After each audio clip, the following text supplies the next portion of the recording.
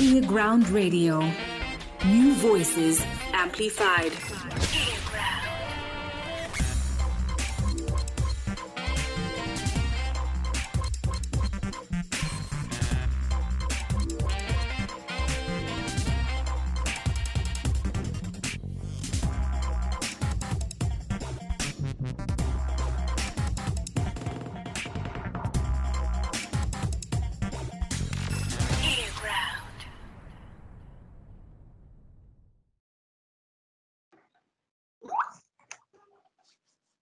Greetings. Thank you so much for tuning in and welcome to earGROUND New Voices Amplified. My name is Mhako and welcome to the platform that brings you some of the exciting conversations about and the creative arts in Zimbabwe. And today we'll be talking about film as we're getting ready for the European Zimbabwean edition, which is going to run from the 30th of October until the 30th of November. It's going to be a month long of activity with masterclasses, with a short film contest, as well as screenings. And today we'll be focusing on the BIOSKOP short film contest. And I'm joined by esteemed filmmakers and an administrator in the film industry in Europe. I'll be speaking to Leroy, Gopal, to Tomas, Brickhill, as well as Valerio. So, gentlemen, thank you so much and welcome. Thank you so much for having us, Flood. Great. Thank you, Flood. Pleasure to be here. Thanks. Thank you. Good morning. Great. So maybe to just start off with, for the benefit of our viewers, maybe a small introduction about who you are. Most of us already know who you are, but it would be also good to keep that small intro. I'll go for it. I'm Leroy Gopal, born and raised in Zimbabwe. I'm based in South Africa now, in Johannesburg. I'm an actor by profession, but we also run a small production company here where we produce series, films, and also we dabble in the corporate spaces producing training videos as well. Wow, great. Yeah. Tomas. Hello, my name is Tomas Lutuli Brickhill. I'm a Zimbabwean filmmaker. I've worked in television and film for the past 18 years, and my current project is my debut feature film, Cook Off, which is currently streaming on Netflix. Oh, great. Valerio. Thank you. Yeah, my name is Valerio Caruso, and I'm director of CINEUROPA, which is a website on European cinema, and since 2 years, I'm also heading a team to support the delegation of the European Union to organize film festivals around the world. So we are supporting more than 80 European delegation in 80, more or less 80 countries in the world. So we are selecting films, negotiating rights, and also preparing side events, so inviting filmmakers, and organizing professional meetings, and as well training courses for professionals in the countries. Wow, great. So maybe before we get into the short film contest, which is going to be the main subject of our discussion, I just want to touch your brains with regard to the state of film in Africa. For Valeria, I know you've been working with the EU Film Festival and festivals in Africa as well. But to just get your thoughts around it, and congratulations to Tomas and Joe. You guys managed to break the ground for us, which is a great development happening in 2020, Netflix entry for Zimbabwe. But just your thoughts around the film industry, especially in Zimbabwe. Well, I'll kick off. Yeah, sure. I think, okay, well, starting with Zimbabwe as our first home ground kind of point about the African film industry in general, I don't think Zimbabwe has a film industry to speak of, and I think it's important that we recognize that so that we concentrate on the first task at hand, which is the idea of building a film industry in Zimbabwe, which means there should be multiple players. There should be, people specializing in industries that are subsidies of a bigger film industry. At the moment, I think we have a film community. We have a lot of passionate filmmakers, but you know, we don't produce enough content to reasonably call ourselves a film industry, and I think that would be the goal. I think obviously we're not unique in terms of an African perspective. There are several African countries that might produce films, you know, notable films every couple of years, but don't have a film industry where you could say every single year there's a number of quality films coming out of that country. So there are probably really only South Africa, Nigeria, in Kenya, in more in a documentary space. Yes. And then obviously there's interesting things happening in the African film industry if we talk about the continent as a whole, because we have is it called Wakaliwood in Uganda, the crazy action films. Yes. There's like a subset of Nollywood in northern Nigeria, which is now doing its own thing. You know, we have several models which are cropping up over the continent, and even in terms of Hollywood films, I would say, for different reasons maybe than other people would think, but Black Panther was a very important film for African filmmakers to realize that actually the portrayal of our continent, of stories, of exciting stories, not necessarily the same old very depressing stories of Africa, Yes. but some exciting stories. There's actually a lot of hunger for this kind of content, and I feel that as African filmmakers, we need to take the lead in producing this content. Otherwise, Hollywood will do it for us. Quite interesting. Leroy, you were part of the foundation, and now you are in a space where the industry of film does exist, film and television does exist, and it's quite functional, and it's well-funded, maybe not to the satisfaction of some players, but definitely there is money that flows through the SA film industry. What do you see as the gap, looking back at home, what you left and what you see now? I think, you know, I like what Tomas said, which is really true, is I think, you know, when I left, there was a budding film industry, if you can say that. It was, I think we had a good, like you put it very well, a good foundation was set for it. You know, for us to have produced a world feature film, you know, I mean, Yellow Card was a great film. It, you know, was at some point actually the most watched film in Africa, you know, so it really set a good foundation. And unfortunately, economically, politically, you know, it really took a bad chunk away from what we could have done and what could have become a really successful film industry. And, you know, we shouldn't shy away from that as well to say, you know what, unfortunately, politically, it's what really affected the film industry, to be honest. Because even if we look at it from just a Zimbabwe point of view, there's a point where Zimbabwe has the breadbasket of Africa.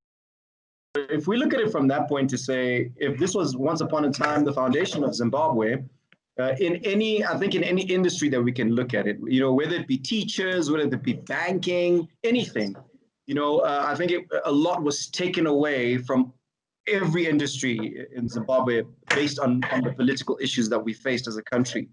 But you know, I want to go back to something that Tomas said, where we really have to then look and say, okay, what is it that we do know and what is it that we don't know? Because I think what helped us here in South Africa, you know, grow this industry is to say, well, we need more local content. Therefore came about like channels like Mzansi Magic, which only showcases South African stories shot by South Africans with a South African cast, with a South African crew, funded by South Africa. You know, so we need to look at the business aspect as well in Zimbabwe to say, how would we be able to say the little bit of functional business that is there in Zimbabwe, how can we rope that into the film industry to marry it to say, actually, this is a really good business ethic? Because I think a lot of the time when people look at film and entertainment, it's almost as though it's, yes, it is a high risk business, but it's too high a risk to invest. But if we can learn from Hollywood, because those that are doing it better than us. If I look at the way how in Europe and in America, how the business side of film is taken very seriously, as opposed to us, where we actually just want to get to the screen, we just want to get the product out. And for myself, I'll speak especially from an actor's point of view, which is what I'm really passionate about, is to see young actors coming up and actually understanding what performance is, and not just wanting to do it for the fame, or thinking, listen, it's a get rich quick kind of issue, how can I piss my parents off and just go and be an actor? So I think to utilize the foundation that we've set before in the past is really to focus on some of the things that Thomas mentioned, to say, how can we actually look at what we don't have and what we do have, and then actually start building again on that foundation. I think we can't ride for too long on, work gone by. Even now with Tomas, with Cook-Off, I love the fact that, we're celebrating it and everything. And we can't ride just on that and go, wow, well done, Zimbabwe, we've got Cook-Off on Netflix. What we've got to ride on now is to go, right, Cook-Off, wonderful Zimbabwean story. What else now? We know we can tell our own stories. What more of our own stories can we tell?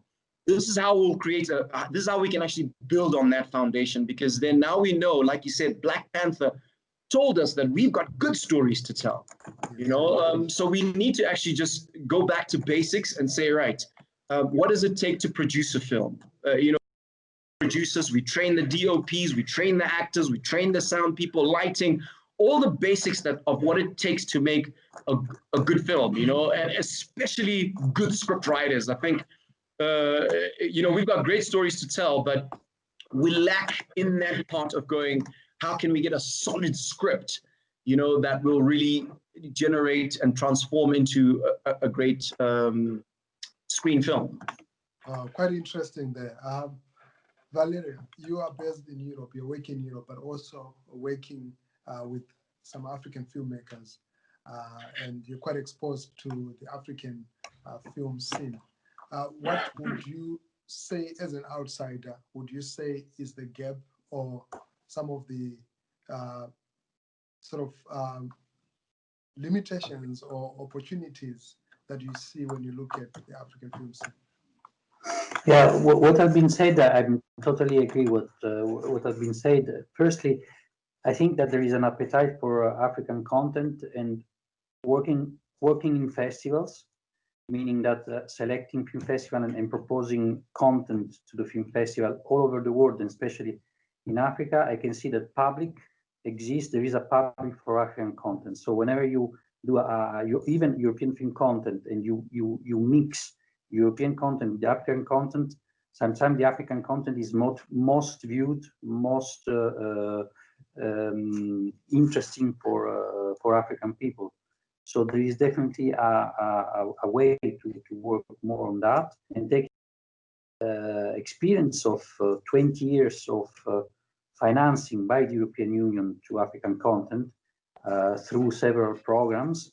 The European Union has been financing many films, African films co-production between Europe and Africa. I'm thinking to Yared Zeleke, Lamb, for example, or The Mercy of the Jungle, that won FESPACO 2 years ago. And those films performed very well in international festivals, in Venice, Cannes, Berlin. Lastly, now we had the second film from Philippe Lacote from Côte d'Ivoire, who went in Venice. The first film was financed by the European Union, and he got impressive, amazing reviews. So the talents are there. What has been said is that I think we as in Europe, there need to build an ecosystem around the industry, and all the players have to play the game. So television has to invest in local content, and they have to buy local content. But also, in Europe, we impose television to spend on money. So there is also a regulation. So not only to create a fund for the local filmmakers, to cover all the chain of the audiovisual industry. So from the script to development, to production, and even distribution and diffusion on television. So all these aspects needs to be covered, and the industry, so the television, which are buying content, they need to buy content and spend money locally. Yes.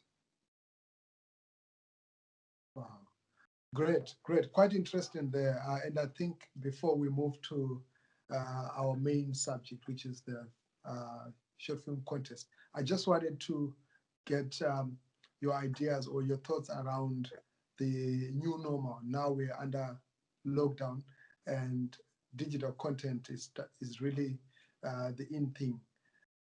And we still have a lot of limitations in terms of content creation, in terms of just the access to the digital spaces. What would you say to filmmakers that are working in Africa in terms of platforms? So like, for example, in Zimbabwe, we only have one TV station. Yes, there's been talk for over like 20 years about new TV stations, but that is still a struggle. So in light of that, now the digital space, what would you say to young filmmakers or new filmmakers right now with regard to the digital space? I can go first on that one. You know, I think, sorry, excuse me. Okay. I think what I've been saying to a lot of young people when, you know, they've, dropped me an email or just land up in my inbox and say, Leroy, you know, what should we be doing now as young filmmakers? You know, I would like to tell people that, you know, utilize whatever platform is available to you at that time, and maximize that platform as much as you can and grow from it. If we look at the craze of some of the shows that have happened in Europe, you'll find that they've utilized a small space, they've shot films on phones, and because the storyline has been really great or it's really interesting, you'll find that it'll grow. Netflix will jump onto it, or Showmax will jump on it and say, wow, actually, we want to be part of your project. Mm-hmm. So I would like to encourage young filmmakers to say, you know, you don't have to wait for that $2-5 million budget, whatever your budget may be, but if you can, the first thing is king, is that, story is king.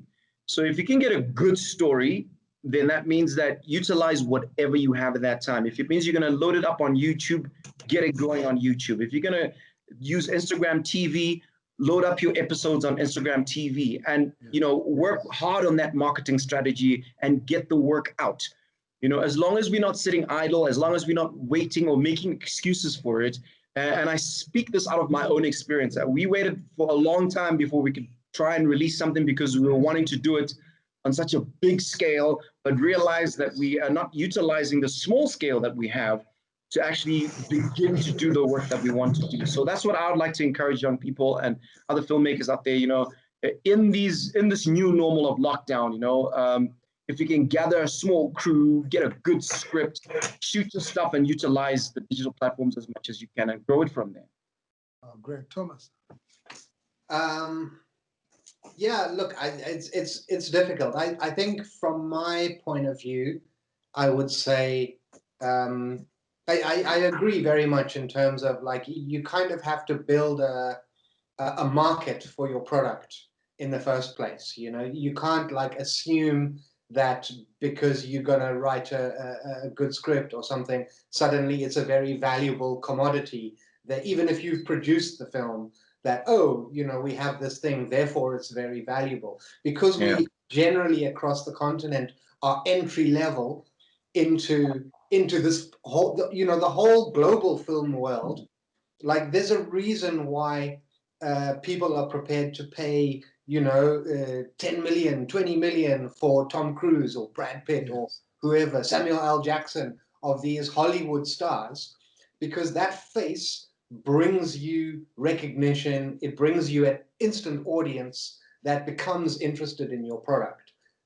And in many cases, we struggle there, where we think, like, oh, we have this great story, we have this great idea, but not realizing, we actually have to, even those actors maybe acted in so many films, on the way to command those kind of big salaries. It's not like you walk in and your first ever film, suddenly you automatically going to be a big star. Of course, it can happen, but it's luck. Those are the exceptions.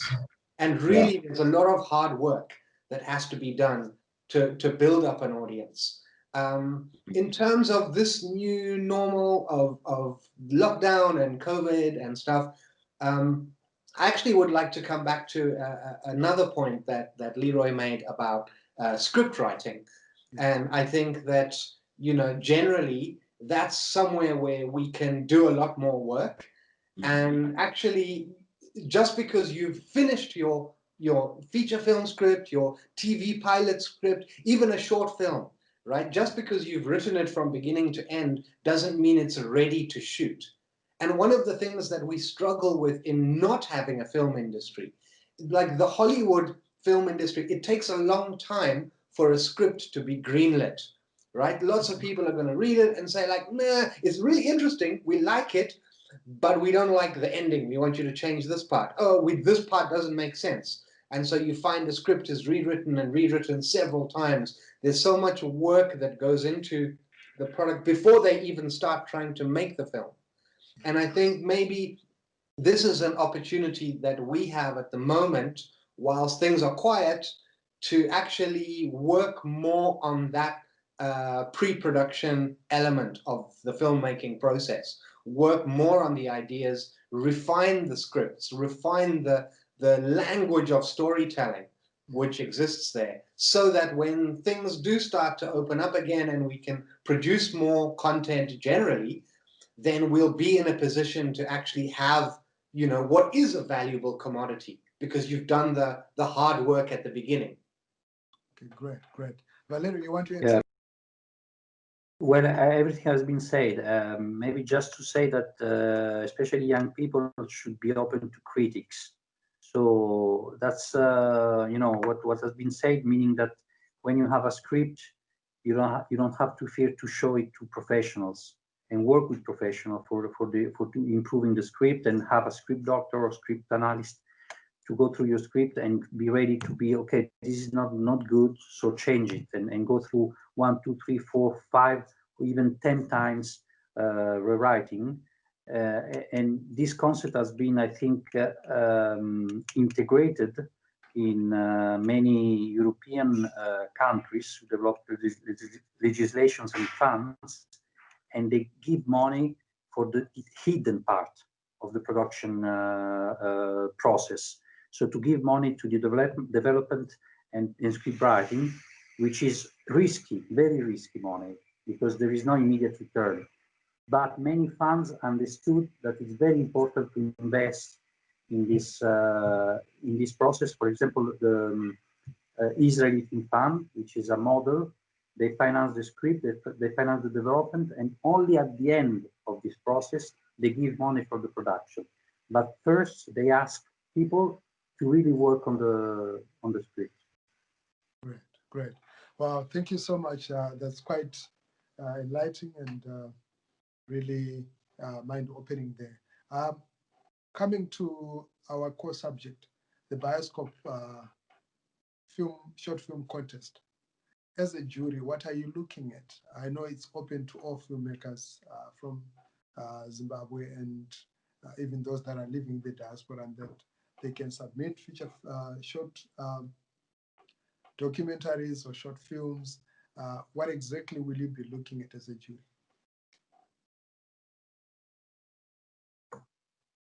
Well, go ahead. Okay. Jump in. Cool. For me, there's always two things that I'm looking for in any film. Yes.